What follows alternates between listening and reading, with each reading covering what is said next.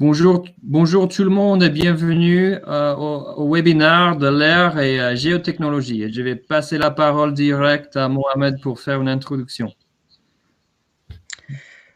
Oui, bonjour tout le monde. Je tiens tout d'abord à vous remercier pour votre présence. C'est notre deuxième webinaire cette semaine. Ce webinaire organisé là avec notre partenaire DLR. Donc, justement pour présenter la solution UX 11. Et par la suite, nous allons aussi programmer d'autres webinaires pour parler du workflow. Je remercie Chase, qui est le product manager chez DLR de l'UX11 pour sa disponibilité. Nous espérons bien recevoir aussi des questions de votre part sur lesquelles on peut répondre. Je reviens vers Chase pour commencer. Et donc, s'il y a quelque chose, n'hésitez pas à nous informer. Merci. Donc, c'est à toi, Chase. Très bien, merci Mohamed. Juste quelques petits trucs pour savoir sur cette plateforme de webinaire qui s'appelle Livestorm. Il y a sur votre droite de l'écran, vous pouvez voir quelques ongles. Et il y a un ongle qui est marqué chat, donc je vois déjà que tout le monde dit bonjour, donc bonjour à vous aussi. Si vous avez quelque chose à noter ou à dire, vous pouvez très bien le dire là. Si vous avez une question et vous voulez qu'on réponde à la fin, parce que des fois c'est dur à régler ou à vérifier ou voir tout ce qui se passe dans le chat, vous pouvez noter les questions direct dans l'onglet qui est marqué questions. Et comme ça, en fait, même les gens ils peuvent voter sur, s'ils pensent, s'ils ont la même question que vous, on peut voter sur la même question et ça va mettre les questions les plus demandées ou les plus posées en haut sur. Et comme ça, à la fin, on peut voir les réponses. Il y a aussi un onglet qui s'appelle sondage. Et en fait, pour commencer, tout de suite, Mohamed, si tu veux te mettre couper ton micro ou même, comme ça, on peut. 2 secondes. C'est bon là? Je t'entends toujours. Attends. C'est bon. Merci Mohamed. D'accord. Donc, je vais commencer par faire un petit sondage. Donc, si vous regardez dans la partie qui est marquée sondage, vous devrez voir une question. Quel est votre niveau d'expérience avec les drones? Et vous devrez pouvoir répondre à ce sondage. Et c'est juste pour nous donner une idée. Voilà, je vois quelques réponses qui commencent. Donc, c'est super. Ça nous donne une idée de si vous dormez ou si vous êtes intéressé au sujet ou autre. Donc, voilà, c'est juste pour nous donner un peu d'informations et pour vous de pouvoir participer aussi. Donc, voilà les 3 onglets, chat, questions et sondage. Après, ce que je vais faire, on va passer à peu près 1 heure et je vais présenter les produits de l'air qui ont rapport au drone. Mais avant de faire ça, je me présente un peu. Je m'appelle Chase Fly. Je sais que j'ai un accent un peu bizarre, mais bon, je viens des États-Unis, mais je travaille pour de l'air. Je suis basé à Toulouse, en France. Et voilà, donc je suis chef de produit depuis quelques années. Avant ça, j'ai bossé dans le domaine géospatial aux États-Unis, dans l'Ouest, où j'ai fait des activités commerciales, mais aussi techniques. J'ai travaillé beaucoup avec le GNSS, avec des systèmes de photogrammétrie, avec les drones, non seulement les drones de l'air, mais d'autres drones aussi. Donc, je connais pas mal le marché, les produits drones et comment tout fonctionne ensemble pour faire un relevé topo. Mais pour la plupart, à l'université, en tout cas, j'ai étudié la géographie, le SIG, et donc voilà. Encore une fois, mon nom, c'est Chase Fly, C-H-A-S-E, nom F-L-Y. On volait juste comme les drones font, donc ils m'ont même pas demandé le CV quand ils ont vu mon nom. Je crois qu'ils m'ont embauché direct. Voilà.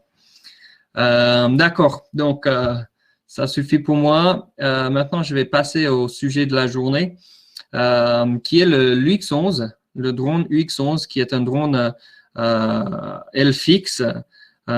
Et c'est un drone professionnel qui est vraiment le design est vraiment pour faire du mapping, la cartographie, topographie, la photogrammétrie.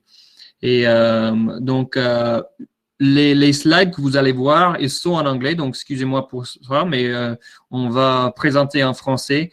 Et si vous avez des questions, vous n'avez pas bien compris, vous pouvez bien sûr poser les questions dans l'onglet questions à votre droite. Voilà. Alors, c'est parti. Donc, l'UX11. Et aussi, n'hésitez pas, si vous ne voyez pas les slides, de me dire quelque chose, mais vous devez pouvoir les voir sur la gauche maintenant. On regarde un slide qui est marqué Photos to Maps. Donc, si vous ne voyez pas, dites-moi et je vais vérifier que tout va bien. Mais normalement, ça passe. D'accord. Photos to Maps, en fait, en gros, ce qu'on fait chez Delair, c'est la photogrammétrie de A à Z. C'est-à-dire que nous, on fabrique les drones, non seulement les drones, mais on ne fait pas seulement les drones, on fait aussi les logiciels pour traiter les données. Donc, tout de A à Z. On fait le design, on fait la production, la fabrication des drones. On fait tout ça en France, à Toulouse. Mais il y a une petite histoire avec Trimble aussi et Gatewing, si vous connaissez ces sociétés aussi, où Gatewing était une société très innovante de la Belge. Il y a 10 ans, 11 ans, peut-être 12 ans maintenant, c'était 2008 qu'ils ont lancé. Ils ont créé un drone qui s'appelait le X100. Et c'était un des premiers modèles d'une aile volante qui était censé de que faire la cartographie, la photogrammétrie. Et c'était vraiment innovante. Et après, cette boîte, Gatewing, a été achetée par Trimble et ils ont créé un produit qui s'appelait l'UX5 à l'époque. Et c'était à peu près en 2012-2013. Après, nous, Delair, on a racheté la société Gatewing la filiale finalement de Gatewing de Trimble en 2016. Donc maintenant, ça fait partie de notre équipe et de notre gamme de produits.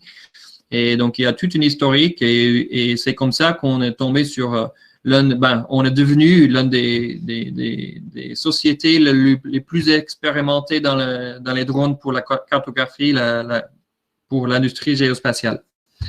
Et donc, voilà, on se spécialise en prenant les images aériennes et on crée des maps, des cartes, des modèles de surface, des orthophotos, des nuages de points, plein de modèles que vous pouvez imaginer et on crée tout ça depuis les photos. Donc, on crée les drones pour faire ça, mais aussi on a un BU, un Business Unit Software qui fait les logiciels pour traiter les données. Donc, on va parler un peu de ça aussi.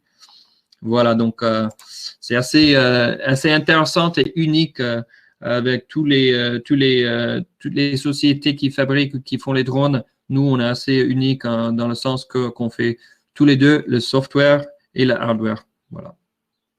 Donc, qu'est-ce qu'on essaie à faire avec l'UX11? C'est surtout de créer un workflow qui est très, très simple. En gros, ce que vous faites, vous décidez où vous voulez faire une carte. C'est quelque chose que vous faites sur une application qui s'appelle Delair Flight Tech. On fait ça sur une tablette chez nous. On a aussi un logiciel pour planifier, pour gérer les vols sur un PC, sur Windows.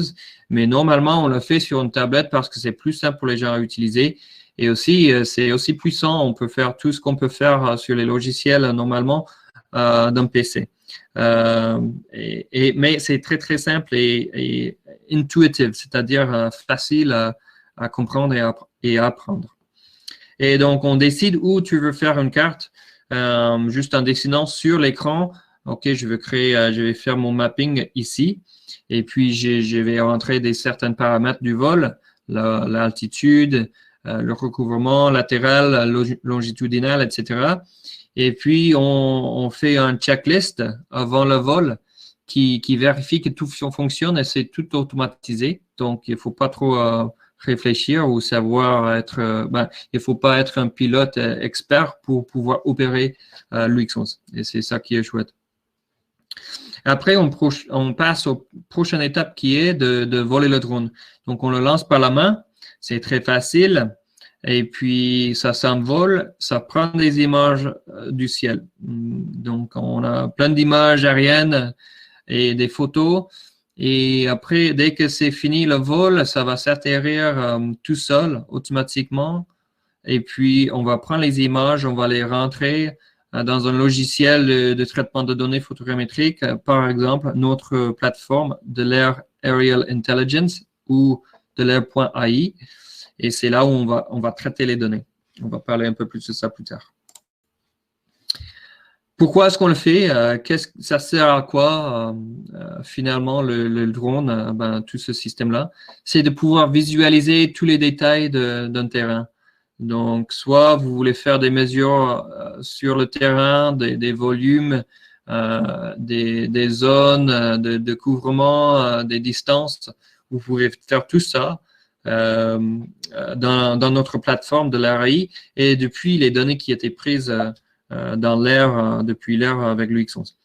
On peut contrôler ou voir les changements, les évolutions d'un chantier, par exemple. Ça, c'est une application très, très commune, très intéressante pour les drones. On peut voir beaucoup plus sur les images que vous pouvez voir quand vous avez par exemple, un relevé topo avec des points. On peut voir beaucoup plus de détails dans les images qui supplémentent, qui complémentent en fait ce qu'on fait avec le GPS sur le terrain.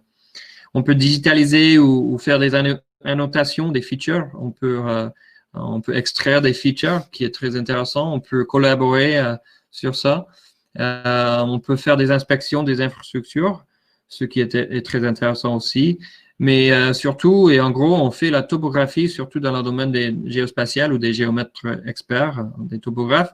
On fait la topographie et la modélisation 3D pour faire des surfaces, pour faire des volumes, etc. Donc, en gros, c'est ça ce qu'on fait. Comment s'appelle l'application qui consiste à programmer le vol? Ça s'appelle de l'Air Flight Deck. Et en fait, vous pouvez chercher direct de l'Air Flight Deck sur le Google Play Store. C'est gratuit.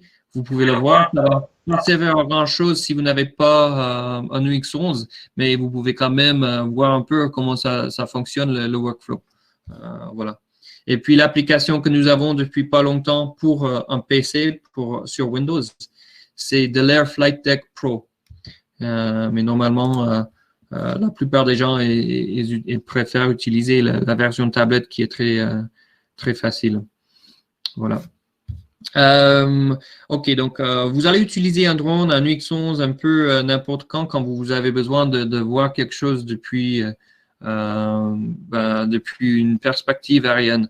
Donc, dans les industries de topographie, de géomètres surtout, mais après, dans les utilities, soit les grandes lignes électriques, les lignes de transmission ou distribution, aussi les pipelines pour le gaz.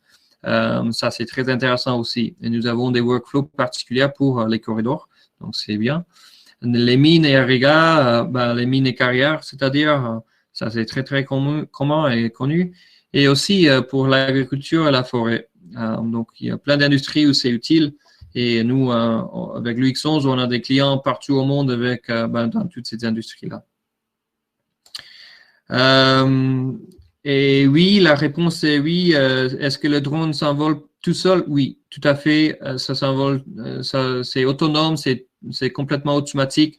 Vous allez pouvoir paramétriser certaines choses. Et puis après que tu fais le lancement, ça s'envole et c'est fait. Tu vas rien faire plus que ça, à moins qu'il y ait un problème et vous pouvez faire une intervention où vous pouvez changer le plan de vol au plein milieu du vol s'il faut, mais normalement, ça vole tout seul, 100%. Voilà, donc les points forts sur le UX11, c'est que c'est très simple à utiliser. C'est connecté. Ce qui est très unique sur le UX11, c'est que nous avons non seulement la connexion, la communication en 2.4 GHz ou Wi-Fi, mais nous avons une connexion 3G cellulaire. Donc, ça nous permet d'avoir un peu plus de sécurité parce qu'on a deux liens de communication, ce qui est déjà intéressant. Et aussi, ça nous permet de voler aux grandes distances, ce que vous ne pouvez pas faire absolument avec d'autres systèmes. Je vais parler un peu plus de ça. Et puis, c'est un système très intelligent. Nous avons un processeur à bord, un CPU à bord, qui nous permet de faire du processing à bord. Ça peut nous sauvegarder du temps pour plus tard, ça peut nous rassurer qu'on a des données qui sont propres, qui sont bonnes, avant de quitter le terrain. Ce qui est très intéressant pour n'importe qui a déjà utilisé un drone. Vous allez voir que vous avez déjà vu, j'imagine, que des fois, ça arrive où vous avez fait un vol, quelque chose n'est pas bien allé, mais vous n'avez pas su jusqu'à ce que vous soyez arrivé dans votre bureau le lendemain et voilà, les images sont pourries ou ça passe pas dans les logiciels photogrammétriques et il faut rentrer au terrain, au site pour refaire le travail et ça coûte cher et c'est pas bon pour le client, c'est pas bon pour vous et on veut éviter ça. Donc, nous avons mis beaucoup d'intelligence dans le drone pour qu'on évite les problèmes comme ça. Voilà. Il y a une question sur les caméras. Oui, je vais parler plus des capteurs un peu plus tard, mais on a deux options, un caméra RGB et un caméra multispectrale ou 5 bandes. Et aussi, on va bientôt avoir une caméra thermique. Pour parler un peu de la facilité d'utiliser ou déployer le drone et aussi contrôler ou opérer le drone, c'est très facile. Tu vas tout faire plus ou moins automatiquement sans paramétrer, sauf paramétriser quelque chose. Avant le vol, il va y avoir un checklist qui est automatisé, qui va vérifier que tous les électroniques fonctionnent bien, que le capteur fonctionne bien, que les ailes sont bien alignées, que le moteur fonctionne, que le GPS, tout ça, ça marche, le magnétomètre est calibré, les choses comme ça. Après, vous allez vérifier que vous avez bien placé le plan de vol où vous voulez, que vous avez bien situé le point d'atterrissage parce que nous, on a un atterrissage très intéressant, très précis. Et donc, vous pouvez valider que vous allez poser le drone sur le terrain où vous voulez que ça s'atterrisse. Et donc, ça va s'atterrir à peu près à 5 mètres depuis où vous l'avez mis. Donc, je vais rouler cette vidéo. J'espère que ça fonctionne. Sinon, j'ai une autre option. En fait, non. Je vais vous montrer une vidéo parce que comme ça, vous pouvez voir un peu le décollage et l'atterrissage. Je vais commencer par le décollage. Dès que vous avez complété le checklist avant le vol, vous pouvez faire le take-off, faire le décollage. Donc, ça se fait à la main. Vous faites comme ça.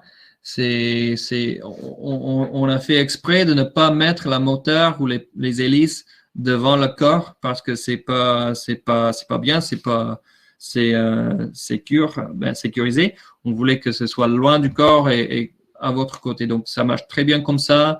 Vous allez cliquer sur le bouton pour confirmer que vous êtes prêt à décoller. Et puis, vous le mettez à une pente à peu près 30 degrés. Et puis, le moteur va s'engager et vous le laissez pousser sur votre main. Vous allez le sentir et puis vous le lâchez tout doucement. Et voilà, ça décolle.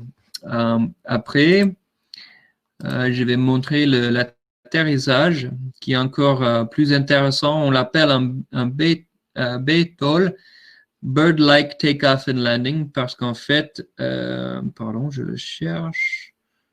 Est-ce que c'est bien ça?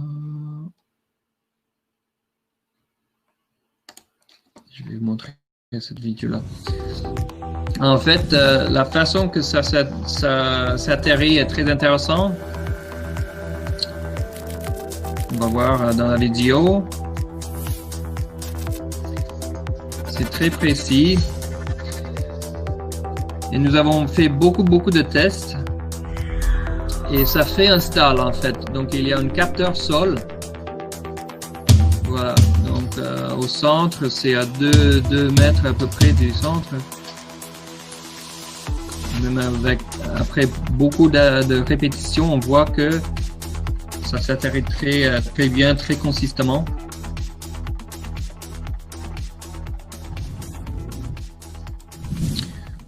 Voilà. Ok, je vais rentrer.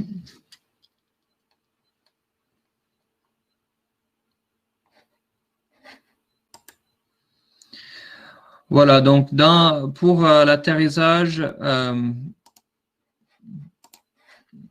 comme vous avez vu, c'est très précis et c'est particulier parce qu'on fait comme un oiseau s'atterrit en fait, parce qu'on va changer l'angle des ailes juste avant de toucher le terrain et comme ça, on ne glisse pas. Et ça fait qu'on va avoir beaucoup moins d'usure sur le drone. On va pouvoir réaliser beaucoup plus d'atterrissage sur le drone sans remplacer des parts.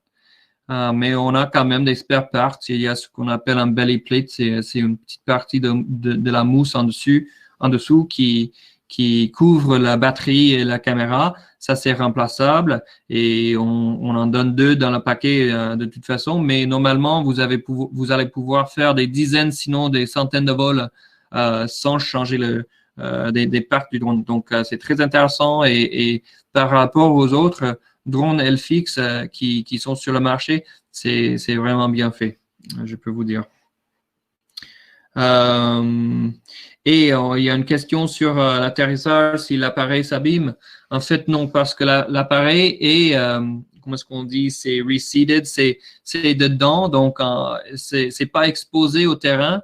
Il y a un trou, donc le capteur peut bien voir le terrain depuis l'air, quand c'est dans l'air, mais ça va pas toucher le terrain. Donc, on n'a pas de problème avec ça et c'est bien protégé par l'avion. Voilà. La moteur, ça dure environ 200 heures ou plus, 200, 300 heures. On n'a pas eu trop de clients qui ont remplacé de moteur encore. En fait, ça dure longtemps. Je vais montrer une autre petite vidéo qui démontre. J'espère que j'ai choisi le bien. Je crois que c'est celui-là. Bon, je ne vais pas jouer toute cette vidéo, c'est un peu long, mais juste pour vous donner une idée de la planification des vols. Voilà, on choisit le terrain qu'on veut faire, sur lequel on veut faire le relevé. On va rentrer quelques paramètres. On va télécharger des fonds de carte. Donc, ça va vous permettre de télécharger non seulement le base map, l'autre photo que vous voyez, mais aussi le modèle de terrain pour la suivi du terrain, parce que nous, le drone, il suit le terrain très précisément. Et même sur tous les waypoints, donc c'est en fait assez bien fait par rapport aux autres drones qui ont des fonctionnalités similaires. Là, on paramétrise la latitude et aussi le recouvrement latéral et longitudinal. On a l'option aussi, on va déterminer où on veut mettre le point de décollage, le point d'atterrissage. Maintenant, on peut faire ça dans le bureau, mais c'est sûr qu'on va valider tout ça sur le terrain avant de décoller. Mais quand même, on peut faire des petits ajustements. On peut même voir, je crois que ça va vous montrer. Voilà, donc on va changer, on peut changer certains paramètres, la direction de l'approche, si on veut que ça s'approche par la droite ou la gauche. Et voilà. Dès que c'est prêt, on va faire un petit checklist qui a l'air ça. Donc, vous allez rassurer que tout est bien, tout fonctionne bien, que l'avion est tout assemblé bien. Et voilà, c'est le Delair Link. Ça, c'est la boîte de communication Wi-Fi qui nous permet donc c'est connecté sans fil à la tablette et à la fois au drone. Donc, c'est ça qui va gérer les communications normalement. Mais vous avez aussi, comme j'ai mentionné avant, le 3G. Dès que c'est fait, vous allez voir du feedback du drone. Maintenant, on va allumer le drone. On va procéder sur le checklist. Voilà, ça va vérifier que tout fonctionne. On fait une étape pour confirmer que cette drone est bien associée à cette tablette.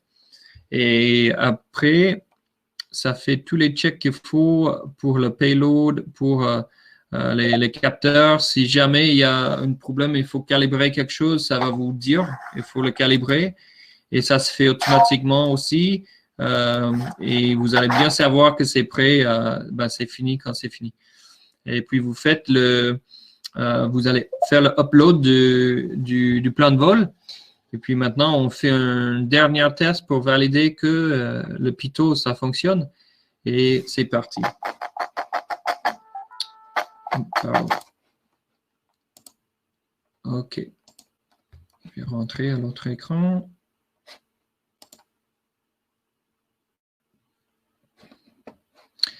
En fait, il y a un autre petit vidéo que je vais profiter de vous montrer maintenant.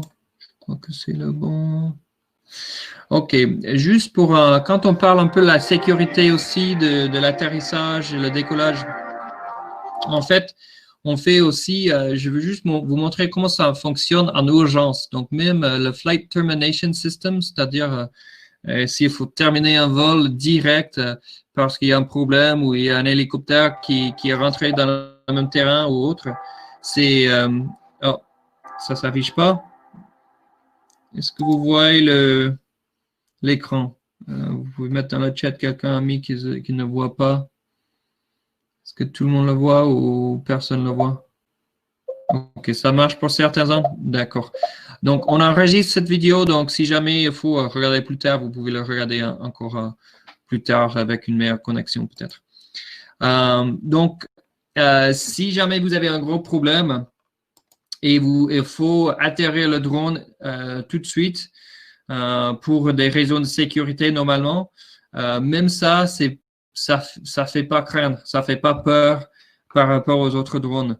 Et donc, je vais vous montrer comment ça fonctionne. Maintenant, vous voyez, il complète son plan de vol.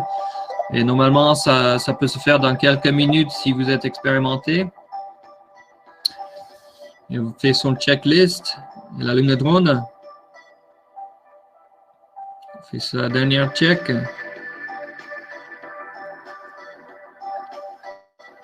Et voilà, c'est prêt. C'est parti. C'est vraiment pas difficile à lancer. Maintenant, elle regarde. Vous allez voir même ici, pendant que c'est en vol, vous avez certaines interventions. Et si jamais c'est une urgence, on appuie sur le bouton FTS, on confirme. Et voilà, en fait, ça coupe la moteur. Et puis, ça descend direct, très raide. Mais c'est contrôlé quand même. Les ailerons, ils vont continuer à fonctionner. Donc, même après un atterrissage d'urgence, de secours, donc c'est vraiment le pire des cas, le drone, ça fonctionne toujours.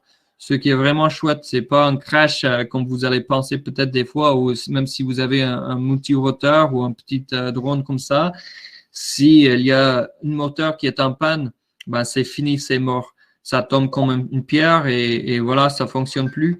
Mais avec l'Elfix, on a c'est fait pour ça, pour pouvoir répondre aux urgences en toute sécurité. Donc voilà, c'est vraiment une plateforme, un avion qui fonctionne bien dans quasiment tous les cas. OK, je vais rentrer au slide.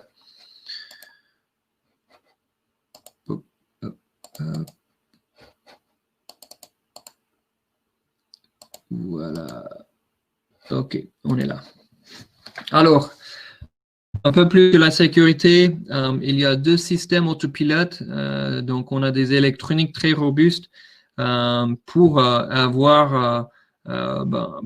pour répondre aux urgences. Donc, si jamais il y a un problème avec les capteurs ou les électroniques, il y a un deuxième autopilote qui surveille l'autopilote primaire juste pour savoir s'il y a un problème et si oui, il va initialiser des main-d'œuvre de secours. Donc, il va faire soit intérieur, soit rentrer à la maison, soit faire quelque chose pour éviter des problèmes. Il y a aussi des geofences, c'est-à-dire des endroits où vous pouvez mettre un polygone et dire que le drone n'a pas le droit de quitter ce terrain pendant le vol. Et si jamais ça se rapproche au côté aux frontières de cette geofence, ça va rentrer à la maison, à votre point d'atterrissage et ça va s'atterrir automatiquement. Pareil avec des no-fly zones, des zones où vous voulez pas que ça rentre, ça va être, l'autopilote va gérer tout ça tout seul. Il faut juste dire avant le vol, OK, je veux pas qu'il rentre dans ce domaine. S'il y a, je sais pas, un lotissement ou une ville ou quelque place où vous ne voulez pas voler, vous pouvez faire ça en avance. Donc, c'est très bien géré comme ça. Voilà. OK. Sur la connectivité, c'est très intéressant notre système de communication parce que nous avons deux systèmes en fait. On a de la redondance, si on peut dire ça. On a le DeLairlink, qui est la boîte, la petite boîte magique Wi-Fi qui se connecte à la tablette et à la fois au drone. Normalement, c'est la communication, la canal de communication primaire, mais on a aussi le 3G ou le cellulaire, ce qui nous permet d'avoir, si jamais on s'éloigne où on est à la fin de la portée de Wi-Fi, parce que ça arrive très souvent où on a de l'interférence, où on a des problèmes de Wi-Fi ou de 2.4 GHz, ou s'il y a des obstructions, des montagnes, des arbres, des bâtiments, tout ça peut être un problème pour le Wi-Fi. Nous, on peut switcher en live, en temps réel, dans l'application, on peut switcher à 3G. Donc, au Maroc, ça marche très bien, mais je dois vous dire, au Sénégal, pour vous qui êtes au Sénégal, le service 3G n'existe pas actuellement pour l'UX11. C'est nous qui gérons tout ça, c'est pas quelque chose que vous devez gérer vous-même ou vous devez payer un abonnement chez vous. En fait, ça fait partie du package. Nous, on gère tout ça. Ça dure 2 ans. Après 2 ans, si vous voulez continuer avec, vous pouvez continuer avec ou pas. Mais normalement, c'est très simple pour vous. On va vous livrer, on a déjà mis une carte SIM dans le drone et on va vous livrer aussi une carte SIM que vous allez mettre dans la tablette que vous utilisez. Et voilà, comme ça, vous pouvez très bien faire tout ce qu'il faut pour opérer le drone en 3G ou en Wi-Fi. Voilà. Par contre, il faut du réseau. Donc, il y a quand même, j'imagine, beaucoup d'endroits au Maroc où vous n'avez pas de réseau. Et si vous n'avez pas de réseau, malheureusement, ce n'est pas une option. Mais où vous avez le réseau, c'est très bien comme un deuxième système de communication pour pouvoir contrôler le drone. Voilà. Aussi, vous avez la capacité de transférer les images direct du drone parce qu'on a un SSD, un disque dur sur le drone, embarqué sur le drone. Donc, il ne faut pas de carte SD, il ne faut pas plusieurs batteries parce que nous, on a embarqué complètement intégré le capteur et tous les capteurs, tous les électroniques dans le drone. Comme ça, vous avez une seule batterie pour tous les systèmes. Et vous avez un computer, un CPU à bord, vous avez un modem à bord et vous avez un disque dur à bord. Donc, vous avez tout ce qu'il faut pour ne pas avoir beaucoup de trucs à gérer ou à préparer. Voilà, donc vous allez juste connecter un câble USB au drone et alors au PC à la fin du vol pour transférer les images et plus tard traiter les données. Voilà. Un grand bénéfice de l'UX11, c'est que vous pouvez couvrir voler à longue distance, à très grande distance. Si vous avez du réseau 3G, en fait, vous ne devez même pas, vous n'êtes pas limité en termes de communication. Vous êtes que limité en termes de temps de vol. Vous pouvez voler à peu près 1 heure avec l'UX11. Donc, si vous pouvez aller-retour, faire l'aller et le retour dans 1 heure, ça marche, ça passe.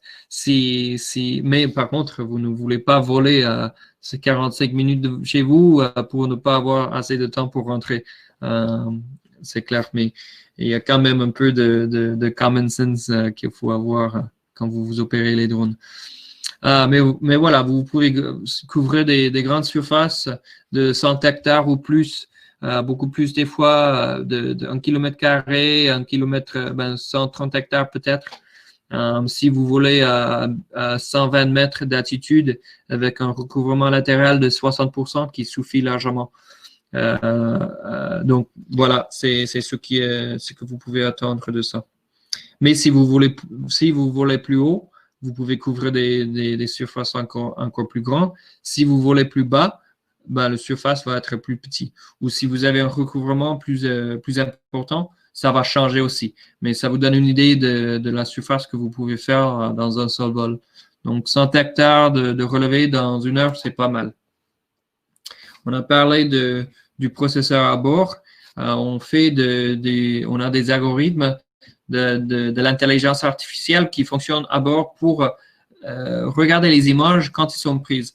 Donc, à chaque fois qu'une photo soit prise, on regarde la photo, on regarde l'exposure, c'est-à-dire certains paramètres de l'image pour estimer la qualité de l'image avec l'objectif de faire la photogrammétrie. Parce qu'ici, on ne prend pas de photos de mariage, on prend des photos du terrain et on veut que ces photos soient similaires sur tout le terrain pour que ça se processe bien après dans les logiciels photogrammétriques. Donc, on fait un peu de processing à bord pour valider que la qualité des photos est bonne.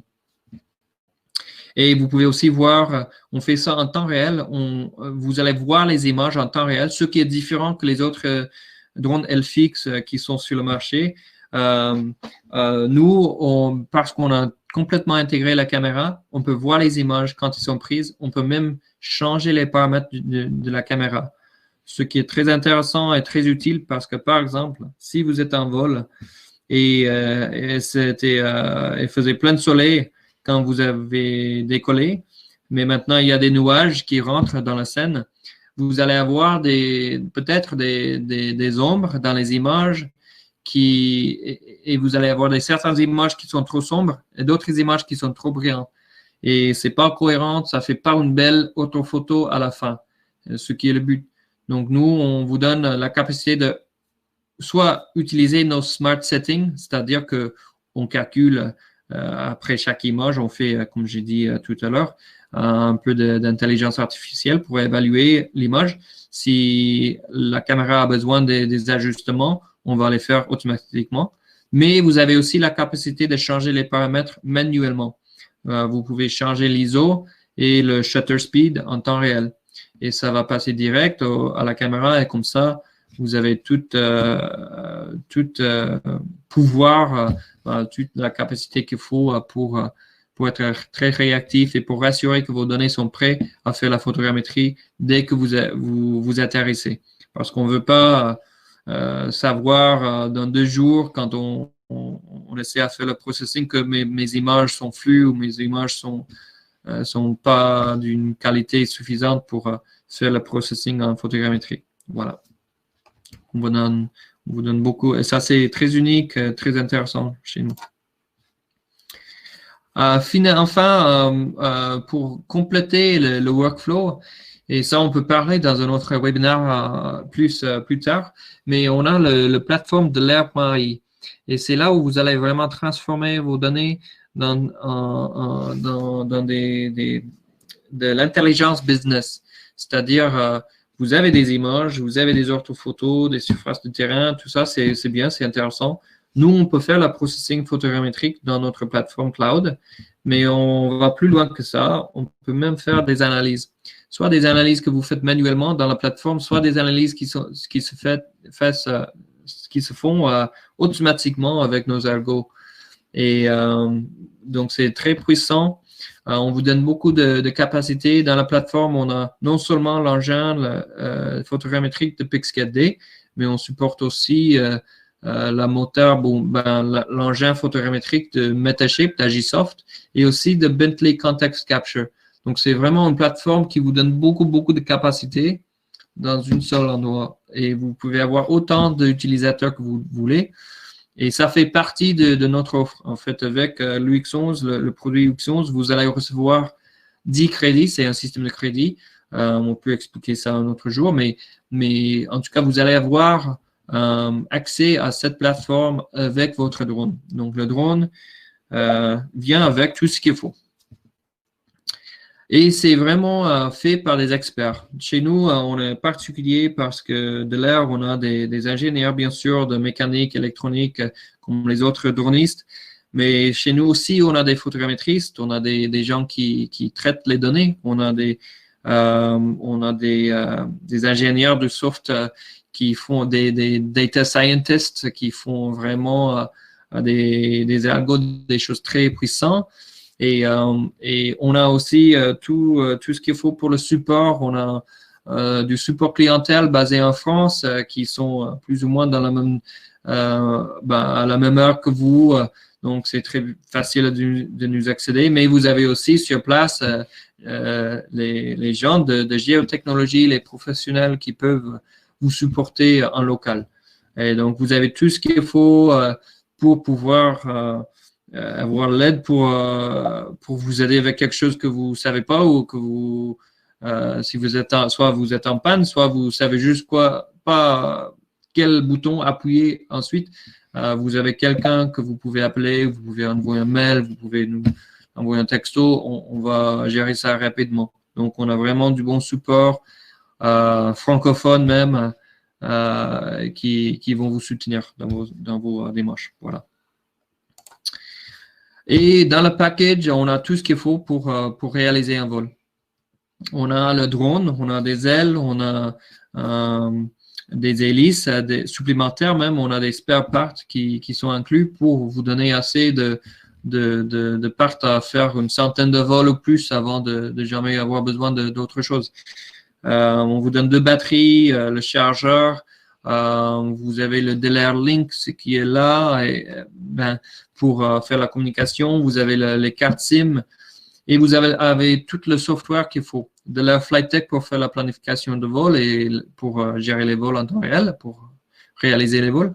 Vous avez Delair Afterflight qui va vous permettre de traiter les données PPK et aussi de faire un peu de rassurance de qualité après un vol, de manager toutes les données. C'est ça, on va vous montrer dans un autre webinaire.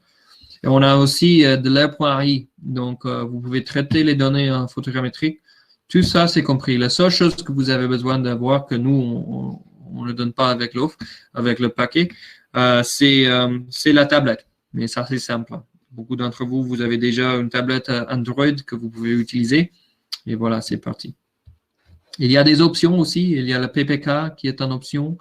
On va parler de ça. On a le Delair Care qui est une option pour avoir, c'est pas une assurance, mais c'est une garantie spéciale qui couvre aussi des accidents, par exemple.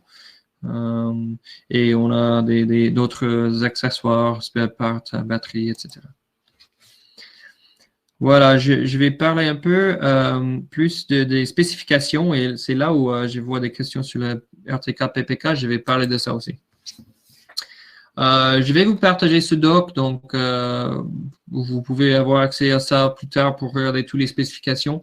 Mais il faut juste savoir que c'est très léger, le drone, et tout ça se met dans un sac à dos que vous pouvez même enregistrer sur les lignes aériennes sur un avion. Si jamais vous devez aller faire un projet à longue distance, vous pouvez faire ça sans payer des frais supplémentaires parce que c'est pas énorme. Donc, c'est facile à porter partout. On sait bien que tous les relevés que vous allez faire ne sont pas accessibles par les voitures, par exemple. Donc, vous pouvez le mettre sur le dos et c'est pas trop lourd. Et voilà, vous arrivez, vous faites ce qu'il faut. Le capteur. Donc, ça, c'est plus intéressant. C'est un capteur industriel que nous avons fait. Donc, le capteur propre, en fait, nous, on achète le capteur, mais c'est un capteur industriel. Et nous avons intégré ça dans nos électroniques. Et le software qui gère le capteur, c'est le nôtre, c'est Delair. Nous avons des experts en caméra, en capteur depuis des années, qui ont même travaillé sur des satellites qui ont des capteurs dans l'espace.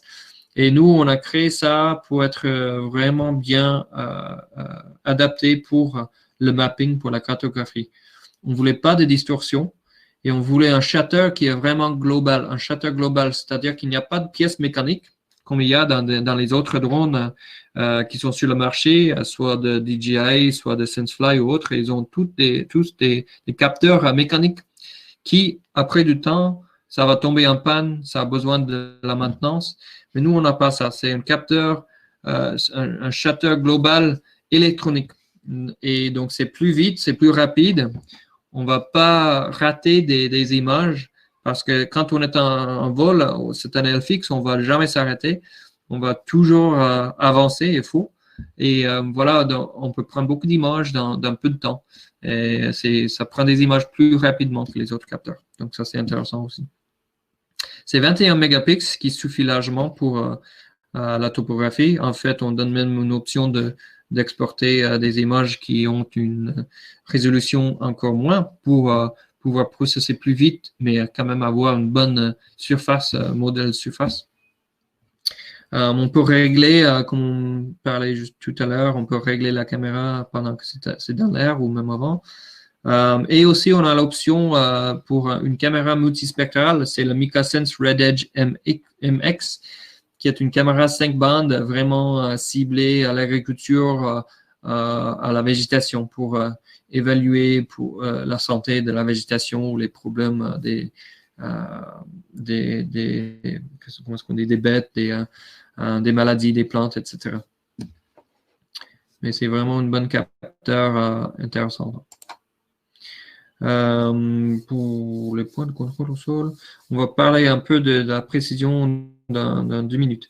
OK, on a déjà parlé de le recouvrement à la résolution, mais je veux juste faire emphase sur le fait que nous, on a optimisé le capteur pour que, et aussi l'optique, la lentille, pour que ce soit bien adapté pour faire non seulement un bon recouvrement, c'est-à-dire qu'on peut couvrir des grandes surfaces dans un vol, mais à la fois, on voulait l'optimiser pour avoir une très bonne résolution. Donc, à 120 mètres, ce qui est normal, entre 100 et 150 mètres, normalement, c'est là où les gens ils réalisent les vols.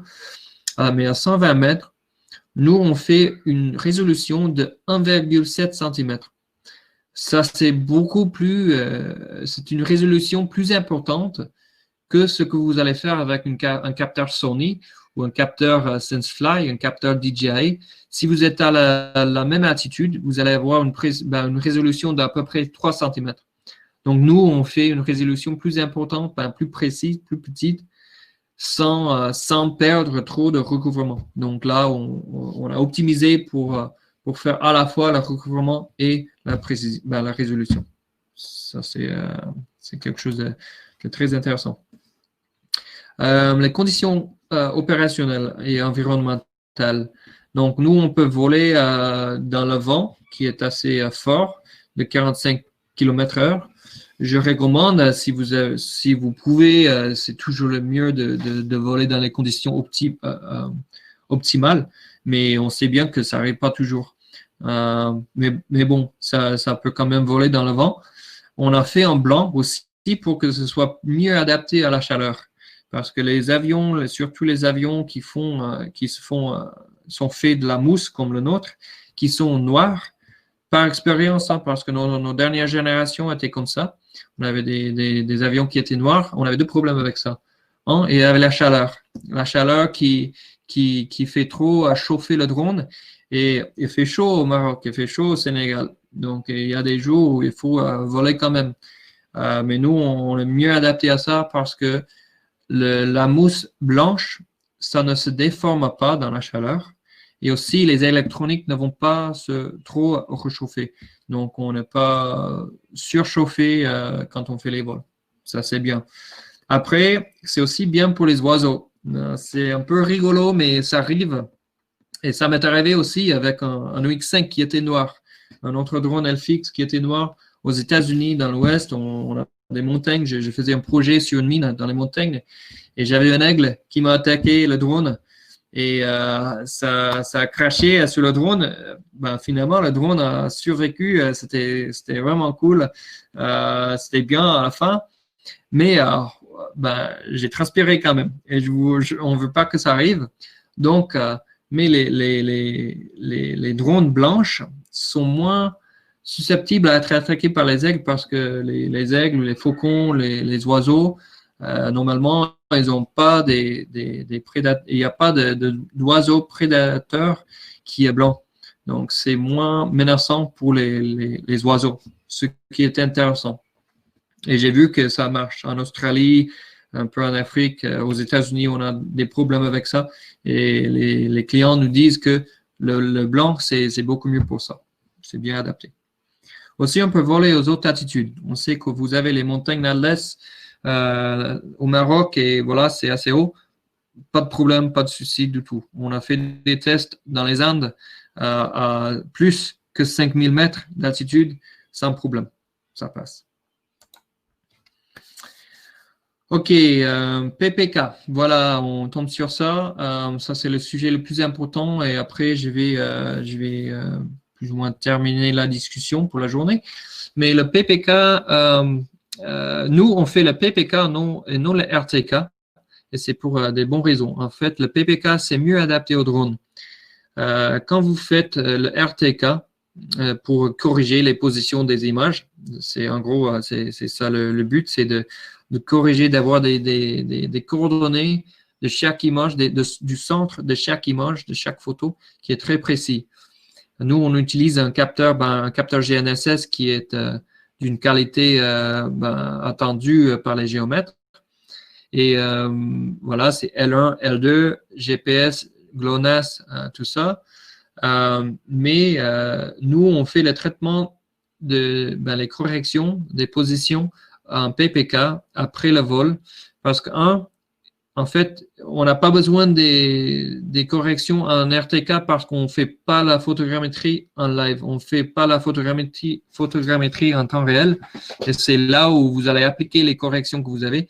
Donc, avoir sur le terrain, ce n'est pas forcément nécessaire. Aussi, il y a plus de choses à faire. Si vous allez le faire en RTK, il faut un radio pour la base, pour la station sol, la station GPS au sol. Donc, il y a plus de temps sur le terrain pour configurer tout ça. Et surtout, on a la latence. Donc, quand vous passez une signal RTK de la base jusqu'au PC ou jusqu'à la tablette, jusqu'au contrôleur, on va dire, jusqu'au drone, en fait, vous avez beaucoup de latence. Et aussi, vous allez voir, si vous avez déjà utilisé les drones, vous allez voir que vous perdez souvent, très souvent des fois, la connexion avec le drone, même si c'est pour quelques secondes. Mais ça peut être un problème si vous avez des images qui n'étaient pas corrigées, avec des coordonnées qui n'étaient pas corrigées en RTK. Et vous allez avoir certains qui étaient corrigés, puis vous allez avoir plusieurs qui n'ont pas été corrigés. Donc, le RTK, on trouve que ça donne une pire qualité par rapport au PPK. Donc, nous, on fait le traitement dans notre logiciel de leur afterflight après le vol. Ça va très bien. On a une très bonne précision. Et pour vous montrer ça, je vais juste vous montrer une use case. C'était un projet, un lotissement, c'était en Californie aux US. Un projet de 100 acres, ça fait quoi? Ça fait 40 à 50 hectares à peu près. Ça a pris, normalement, c'était un géomètre, un topographe qui a fait le projet avec le X11. Il m'a dit, normalement, si elle aurait fait avec des gens sur le terrain, ça aurait pris 4 personnes, à peu près 3 semaines sur le terrain parce qu'il y avait beaucoup de lotissements. Beaucoup de lots, beaucoup de pièces parties de ce lotissement. Ça aurait pris beaucoup de temps. Il aurait fallu un vol par un avion pour avoir l'imagerie. Et quand vous avez l'imagerie d'un avion, vous allez avoir une résolution d'à peu près 10 cm. Et vous n'allez pas avoir vos cartes, vos produits finaux, vos livrables pour 6 à 8 semaines parce qu'il y a toujours un délai. Mais avec un X11, elle a fait une personne sur le terrain pour une demi-journée. Il a placé plusieurs GCP, plusieurs cibles, et un vol de 40 minutes. Il a volé un peu plus bas que normal pour avoir une résolution un peu plus qu'un centimètre. Et finalement, il a pu processer les images et toutes les cartes étaient prêtes à livrer le lendemain, dans 24 heures. Ça, c'est vraiment intéressant. Je vais vous montrer tout d'abord l'accuracy, la précision des données de ce projet-là. Et c'est un pied, c'est un fit. Donc, excusez-moi, je vais vous faire un peu la traduction à mettre. Mais voilà, si vous regardez les erreurs RMS sur le X, Y et Z, et il faut savoir qu'il y avait 25 checkpoints. On n'a utilisé que des checks. Donc, il y avait des cibles sur le terrain qui étaient relevées par un géomètre expert. Mais on n'a utilisé aucun point ou aucune cible comme un GCP, c'est-à-dire on n'a pas corrigé l'ajustement de bloc dans le processus photogrammétrique. On n'a que utilisé ces points pour mesurer l'erreur sur chaque point, l'erreur absolue. Donc, c'est vraiment ce projet est effectivement sans GCP, mais avec beaucoup de checks. Et on peut voir que les erreurs RMS, 5 centièmes d'un foot, ça fait quoi? Ça fait 1 centimètre, 2 centimètres à peu près, moins. 10 mm, 15 mm.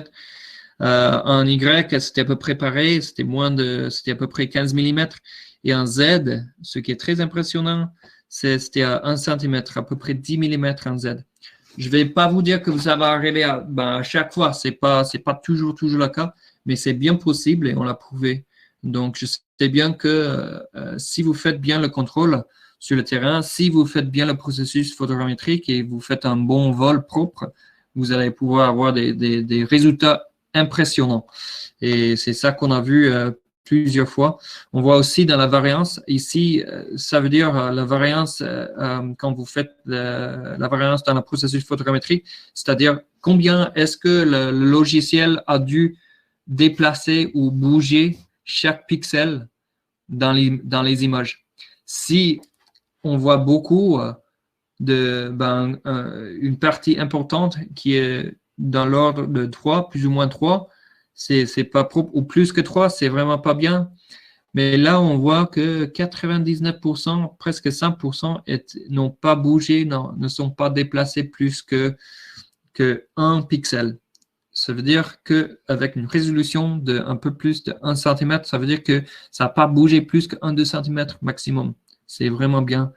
C'est vraiment propre. Donc, voilà, c'est bien possible d'avoir voilà, c'est un autre point de vue sur la variance absolue. Mais c'est vraiment possible d'avoir un projet très, très propre. OK. Je vais juste vous montrer à la fin, parce qu'il y avait d'autres choses à vous montrer, mais on va laisser ça pour une autre journée. Il y a d'autres use cases, d'autres opportunités de l'utiliser. Je vais juste vous montrer ça pour vous donner une idée du fait que quand vous regardez une solution drone, c'est important de réfléchir non seulement au coût du drone, mais aussi au coût des opérations. Parce qu'on a fait des études où si tu utilises un drone multiroteur, par exemple, ça peut, après du temps, ça va te coûter plus cher parce que tu vas avoir beaucoup de coûts opérationnels dans des heures des gens qui travaillent. Aussi, s'il faut une vingtaine de batteries pour réaliser un projet, ça coûte cher. Et là maintenant, c'est tout. Donc, il faut, même si on paie un peu plus pour les solutions fixes, professionnelles comme l'UX11, à la fin, ça va être très, très bien pour vous. OK. Voilà, je vais vous montrer juste comment ça s'est fait, les options d'achat. Il y a 3 packages. Tous les 3 comprennent un UX11 et c'est le même hardware dans tous les packs.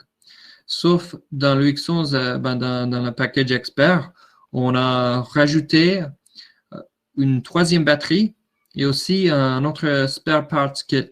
Donc, un autre paire d'ailes, une autre belly plate, d'autres hélices, etc. Plusieurs choses pour pouvoir réaliser une autre centaine de vols à peu près. Donc, voilà, vous avez beaucoup de supplémentaires. Et puis, on a le Delare Care.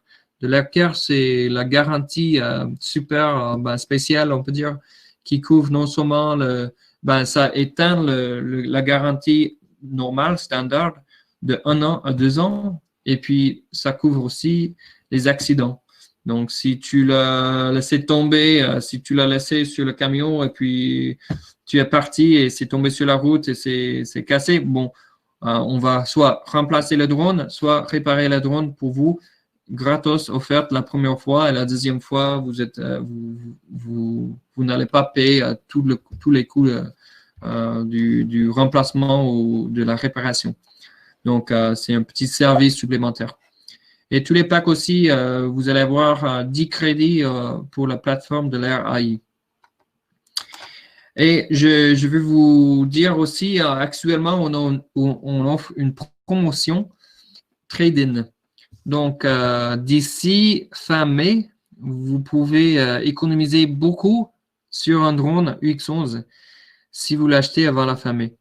Mais vous pouvez gérer tout ça et vous pouvez avoir tous les prix précis de géotechnologie. Donc, je vous laisse discuter avec eux parce que c'est eux votre dealer, votre partenaire là-bas. Mais ils vont vous fournir les détails. Mais en fait, c'est une occasion d'avoir un drone vraiment pas cher, qui est vraiment un drone professionnel. Donc, je vous encourage à profiter bien de ça. Vous allez voir que même si vous avez un drone qui est cassé ou que vous n'utilisez pas plus, ou même si c'est un drone qui n'est pas un drone professionnel, c'est toujours éligible, on va vous donner quelque chose. Donc, profitez bien de ça et vous allez avoir plus de détails de géotechnologie sur ça. OK. Je crois que c'est tout. J'ai d'autres choses à montrer, mais je vais garder ça pour la prochaine fois. Je vais juste voir.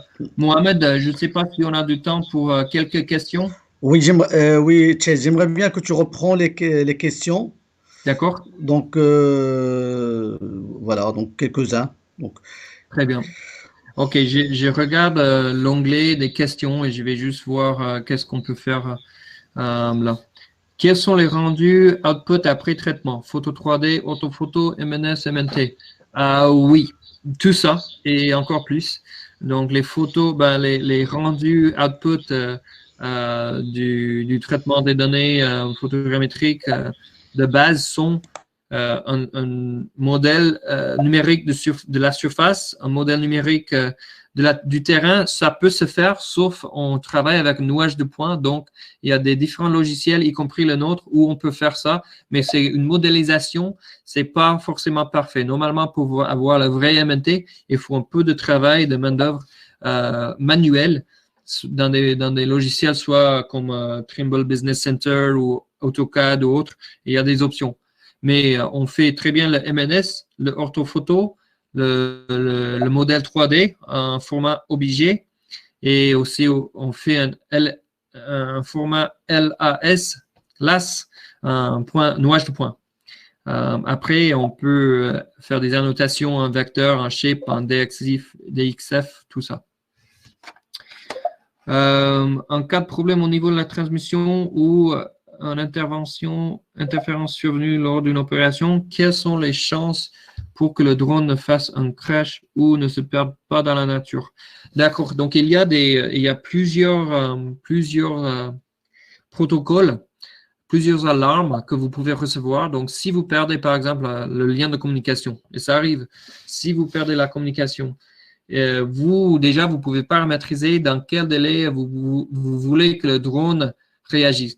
Donc, si vous dites, par défaut, c'est 30 secondes. Si vous perdez la communication pour plus de 30 secondes, le drone va déjà savoir où c'est censé s'atterrir. Donc, il va faire demi-tour. Si c'est au plein milieu d'un vol, un plan de vol, il va faire demi-tour et il va rentrer au point où vous avez déterminé au début que c'est le point d'atterrissage. Il va atterrir automatiquement. Et il y a d'autres protocoles aussi. Si la batterie est faible, à 25%, on te donne une alarme juste pour t'avertir le pilote et peut-être c'est une bonne idée d'atterrir, mais c'est à toi. À 10%, on t'oblige à atterrir, on va atterrir automatiquement. Donc, il y a, je ne sais pas combien, mais je vais dire environ 100 interventions comme ça où c'est automatisé pour éviter des problèmes. Le prix, comme mentionné, Géotechnologie peut vous fournir des prix pour votre pays, pour votre région, aussi pour la promotion trade-in. Quelle est l'autonomie de l'appareil? À peu près 1 heure.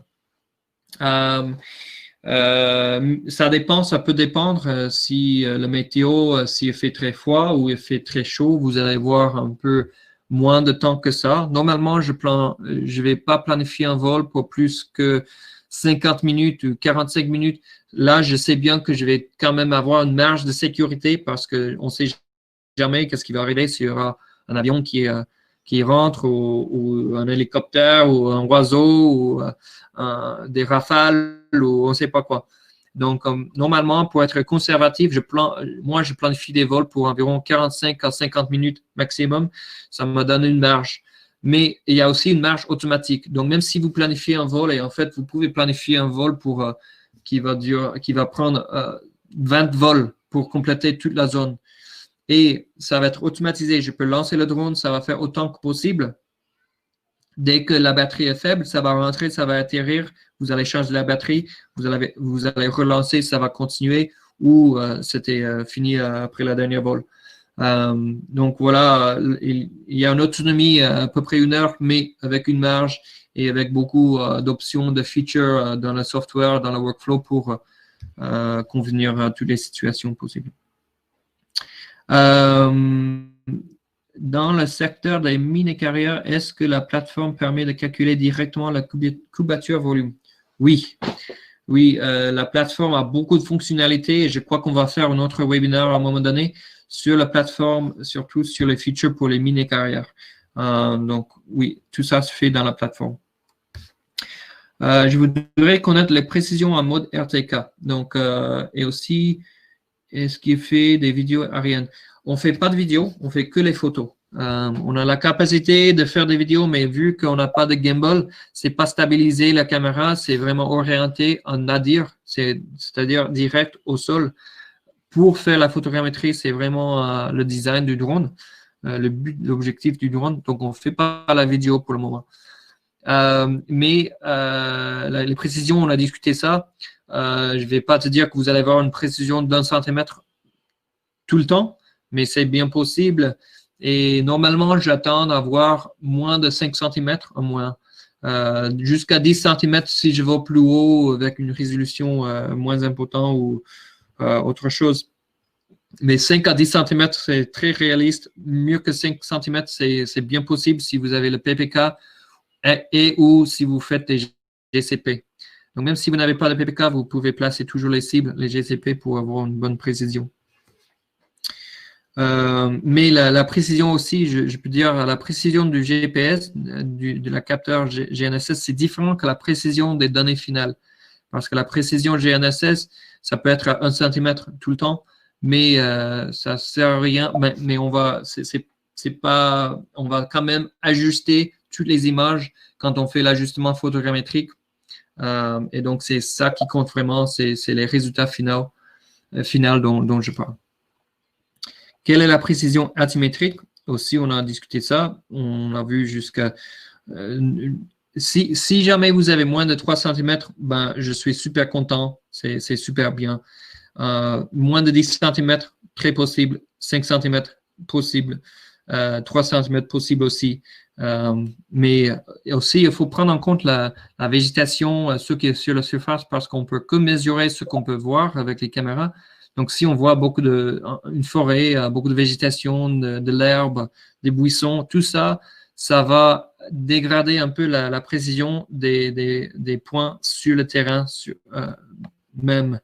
Et donc, s'il y a beaucoup de végétation, je ne vais pas attendre une précision aussi précise, aussi bonne que par exemple, sur le projet d'un lotissement où il n'y a pas du tout de végétation et on peut très bien voir le terrain. Voilà. Quelle est la précision par pixel? Sa portée, quelle est sa vitesse? La vitesse est à 54 km/h. C'est une vitesse constante qu'il garde. La portée en Wi-Fi, normalement entre 3 à 5 km. Vous allez voir, ça peut aller jusqu'à 10 km, je l'ai vu, mais il faut très bonne visibilité. C'est un radio Wi-Fi, donc s'il y a des obstructions ou de l'interférence électromagnétique, etc., ça va avoir un impact. Mais normalement, 3 km, c'est bon. Mais avec le 3G, il n'y a pas de limite. Tu peux connecter. C'est un petit réseau privé. C'est sécurisé. C'est pas connecté à l'Internet, mais vous pouvez voler. On a fait des vols à 60 km en 3G. Donc, c'est ça. Quelle est la précision par pixel? Là, c'est à peu près la même chose qu'on a dit tout à l'heure sur la précision. Vitesse de voix, distance de radio, on a discuté ça. Bonjour, je voudrais connaître les précisions en mode RTK, on a parlé de ça. Autonomie du vol, 1 heure. Précision attitude, discuter. Vitesse de vente, de température, vitesse de vente et de température de ce drone peut faire face. Donc, on a parlé du vent, 45 km/h, c'est le maximum. Si c'est plus que 30 km/h, je vais réfléchir ou voir si j'ai une option de le faire un autre jour, juste pour avoir les meilleurs résultats. Parce que même si on peut voler le drone, on veut que ce soit aussi stable que possible pour avoir les meilleurs résultats photogrammétriques à la fin. Mais quand même, je peux le faire jusqu'à 45 km/h. Et la température jusqu'à 45 degrés centigrades, on a testé ça à Dubaï, donc dans des conditions réelles. Peut-être on peut aller un peu plus au-delà de ça, mais c'est là où on a fait des tests. Et moins de 20 degrés ou moins, pardon, moins 20 est possible aussi. Vous ne mettez pas de balises une fois avoir choisi le lieu. Ces balises vont servir de calage après. Oui, donc on a discuté ça. Vous pouvez très bien mettre des balises, des cibles pour calibrer les images à la fin. So the drone fly by itself, we don't need to guide it. Oui, ça vole tout seul, autonome. On n'a pas la possibilité de prendre les contrôles en manuel avec les doigts ou avec un contrôleur, mais on a quand même la capacité de faire certaines interventions. On a 5 ou 6 boutons, je crois. Vous pouvez monter un peu plus haut, vous pouvez descendre, vous pouvez faire un rapid climb au cas où il y a un oiseau qui vous attaque. En fait, vous pouvez juste appuyer tout de suite sur un bouton et ça va monter en spirale à 30 mètres parce que c'est comme ça qu'on va éviter les aigles. C'est pas en descendant parce que les aigles vont toujours voler plus vite que nous, mais on peut monter très vite et ça marche. On a aussi un go-to, tu peux cliquer sur la carte où tu veux que ça vole et puis ça va aller là et puis ça va faire un hippodrome jusqu'à ce que tu appuies sur le bouton mission pour résumer ou continuer la mission planifiée. Et puis, vous pouvez atterrir à n'importe quel moment. Il y a plusieurs choses, mais vous n'allez jamais prendre les ailerons, le contrôle des ailerons direct. OK, je crois qu'il y avait quelques nouveaux. La carte SIM multi-opérateur. En fait, oui, on n'a pas l'interface toute faite pour ça, pour avoir plusieurs opérateurs, mais on a déjà fait un cas par cas et on peut, si vous avez un use case, une opportunité, on peut très bien travailler avec vous sur ça. Mais on a déjà fait des projets où il y a plusieurs opérateurs, surtout dans des projets linéaires. Par exemple, en France, on travaille beaucoup avec EDF et Enedis pour réaliser des vols. Ils font des centaines, des milliers de kilomètres par an avec nos drones pour faire des inspections des lignes de transmission électrique en transmission et en distribution. Et ils ont fait des vols où il y a une personne qui lance le drone, qui contrôle pour les premiers 20 km, et puis il y a un autre opérateur, un autre pilote qui prend la main sur une autre tablette pour continuer le vol. Ou vous pouvez aussi avoir une personne qui lance le drone, qui est sur le terrain, qui fait l'opération, puis une autre personne qui est dans le bureau, qui est connectée au drone en cellulaire, en 3G, qui peut surveiller qu'est-ce qui se passe et aussi, même si besoin, contrôler le drone ou intervenir. Voilà. Donc, il y a beaucoup de capacités là qu'on n'a pas trop exploitées. pour raison de ne pas avoir trop de demandes, mais c'est bien possible. Capacité SSD, 64 Go, c'est-à-dire à peu près 4 vols pleins. Vous pouvez faire sans vider la carte SSD. Mais si vous avez un ordinateur et on vous fournit un câble USB-C pour faire le transfert des données, vous pouvez faire ça sur place si vous faites plus que 4 vols. Mais normalement, si vous allez faire 4 vols ou moins dans une journée, il ne faut même pas vider la SSD sur place. La précision radiométrique. Je ne sais pas si je comprends la question. Ouadou Abdallah, est-ce que vous parlez de la radiométrie de la caméra ou autre chose? Vous pouvez me dire. Garantie du drone durée. Donc, la garantie du drone est bonne pour 2 ans. Bonne pour, excusez-moi, 1 an de garantie normale qui couvre tous les défauts, les problèmes de production, de fabrication du drone. S'il y a jamais un problème avec les électroniques ou autre chose comme ça, soit on remplace le drone ou on le répare de votre part. Mais si vous avez et ça, vous pouvez éteindre votre garantie standard jusqu'à 3 ans maximum. C'est payant pour la 2e année et la 3e année, mais c'est une option. Pour de l'Air Care, la garantie spéciale, vous avez 2 ans pour les problèmes de fabrication, si jamais ça arrive. Et puis, vous avez aussi 2 ans pour les problèmes accidentels qui étaient votre faute, parce que ça arrive, on fait des bêtises. Mais si ça arrive la première fois, au moins, vous savez que ça ne va pas vous coûter des milliers d'euros parce que on va le remplacer ou le réparer gratos. La 2e fois, il y a un maximum de 4 500 € à peu près à payer pour le remplacement ou la réparation s'il faut. Voilà, si c'est un accident. Comment on passe d'une ortho à un plan ou une carte? Bonne question.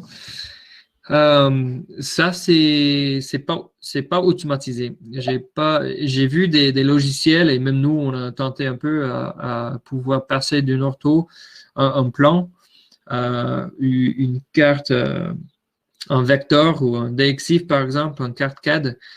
Et ça, c'est pas 100% automatisé. Il y a des logiciels qui essaient de faire ça au moins en partie, mais ça va toujours prendre quelqu'un qui prend la main pour digitaliser sur la surface ou sur le nuage de points dans des logiciels comme TBC ou AutoCAD ou autre pour créer cette carte, ce plan. Donc, voilà, c'est ça la réponse. On va vous donner la modèle surface sur laquelle vous pouvez travailler et puis vous faites un peu de travail là-dessus pour créer les données finales. Comment on passe du... Voilà. Est-ce que la restitution Bon, on a parlé de ça. SAV est au Maroc où l'appareil est envoyé en France puis restitué. Donc, on a la capacité de faire les deux. Et je laisse aussi Géotechnologie à vous dire ça, mais ils sont en train de pouvoir tout fournir sur place. Et donc, c'est ça la capacité, la vision, c'est que vous allez pouvoir tout gérer au Maroc. Et voilà. Si vous avez d'autres choses à dire, Mohamed. Oui, donc juste pour répondre à cette question, donc notre mission en tant que Géotechnologie commence depuis le départ, c'est-à-dire que une fois que vous avez validé l'offre, on vous accompagne pour la partie autorisation, donc pour avoir le drone et aussi l'importation, puisque comme vous le savez, vu la réglementation au Maroc, le drone doit être automatiquement importé au nom du client, l'utilisateur final. Donc, nous, on gère ça avec vous. Et d'ailleurs, pour la suite, donc pour la partie SAV, nous sommes en train avec Delair de certifier donc un centre SAV agréé au Maroc, justement pour pouvoir que toutes les réparations se fassent et les maintenances se fassent localement, parce qu'on ne peut pas se permettre à chaque fois d'envoyer un drone, notamment avec les problèmes d'autorisation. Donc voilà. J'ajoute aussi à ça que la plupart de nos clients qui ont validé au jour d'aujourd'hui le drone, on est parti tous sur l'option PPK, que éventuellement Nawal avec son équipe pourra vous expliquer et vous fournir l'offre et le devis nécessaire. Voilà, donc je te laisse la main de chaise. Merci. D'accord, très bien, merci. Euh, voilà, il y avait aussi une question, peut-être c'est pour vous aussi, Mohamed, mais on est en train de voir, ça prend combien de temps à peu près pour importer un drone? Et voilà, on a réussi à avoir pas mal de progrès là-dessus récemment. Bah, je vais répondre. Si vous validez l'offre cette semaine, j'espère qu'à la fin du confinement, vous aurez l'autorisation. Donc, ça peut répondre facilement à votre demande.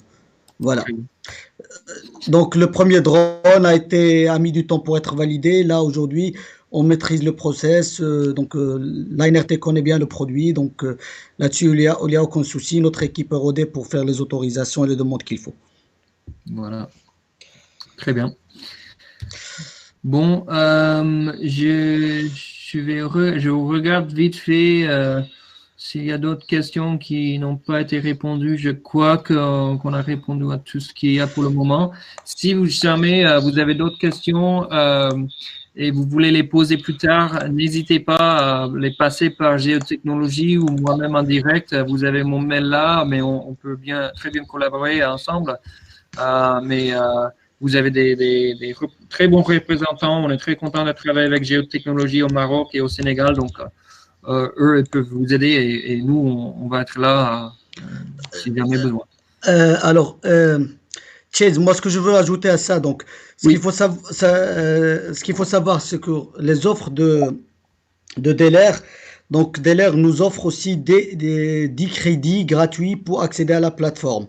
Donc, on est en train avec Chase donc de programmer la plateforme cloud, une session de présentation de la plateforme cloud pour vous montrer la fonctionnalité. Et j'aimerais bien que une fois que les gens qui ont le drone utilisent la capacité au maximum qu'offre le cloud parce que une fois que vous aurez vu la présentation, vous serez surpris des résultats. Donc, on est en train de programmer avec Chase une autre date qu'on vous communiquera justement par rapport à la plateforme. C'est Oui. bien ça, Chase? Oui, oui, très bien. Et aussi, en fait, parce qu'il y a aussi des questions sur l'application pour planifier les vols et tout. Donc, on va peut-être faire encore 2 webinaires. On peut faire un webinaire pour montrer dans 1 heure le workflow du drone, c'est-à-dire de l'Air Flight Tech, la tablette, l'application. On peut montrer tout le processus pour planifier un vol, pour faire un vol, réaliser un vol. Après, on peut montrer de l'Air After Flight pour démontrer le processus du PPK et management des données et comment rentrer les données dans notre plateforme de l'air.ai. Après, on peut faire un autre webinaire, peut-être une autre session pour ceux qui vous intéressent pour aller dans plus de détails sur la plateforme, pour vous montrer toutes les fonctionnalités de la plateforme, parce que juste là, on pourrait passer des heures, mais on peut se concentrer sur un sujet et vous pouvez voir comment ça marche. Il y avait une question aussi sur les licences.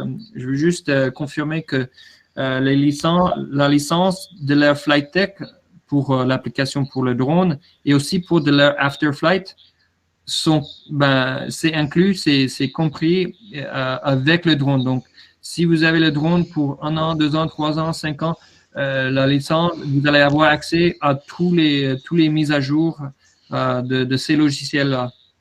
De l'air.ai, et c'est pas payant, ça fait partie du package depuis le début. Donc, voilà.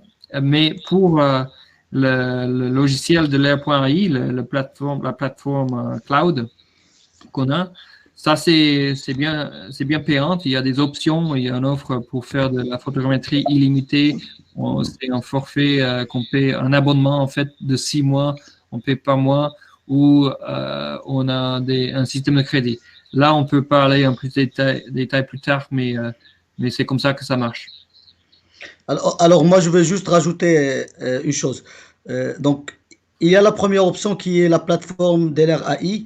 Donc, ça vous évite de faire de traitement chez vous et d'avoir un outil, besoin d'une plateforme performante. Donc, c'est du cloud et qui est accessible à toutes vos équipes. Il y a aussi l'autre possibilité, comme il a dit Chase au départ, c'est aussi, puisque Deler travaille beaucoup avec Trimble, donc pour les gens qui ont c'est du TBC nous, ou SPSO, nous on peut les passer vers le module photogrammétrie pour avoir une licence perpétuelle. Mais c'est un sujet qu'on va discuter lors du traitement pour la prochaine démonstration de la plateforme. Très bien. Voilà. Bon, ben, merci beaucoup tout le monde. On vous a gardé très longtemps. On avait beaucoup de participation, beaucoup de questions. Merci pour ça. Donc, je sais qu'on a fait un peu plus qu'une heure, mais on vous remercie pour votre temps et votre attention. Ça m'a fait très plaisir de le faire et j'espère qu'on peut le faire encore rapidement. Bah, moi, je vais clôturer. Très bien. Donc, je remercie tous les gens présents. Et donc, on vous tiendra informé du prochain webinaire. Et donc, merci et à très bientôt. Merci beaucoup. Au revoir. Au revoir.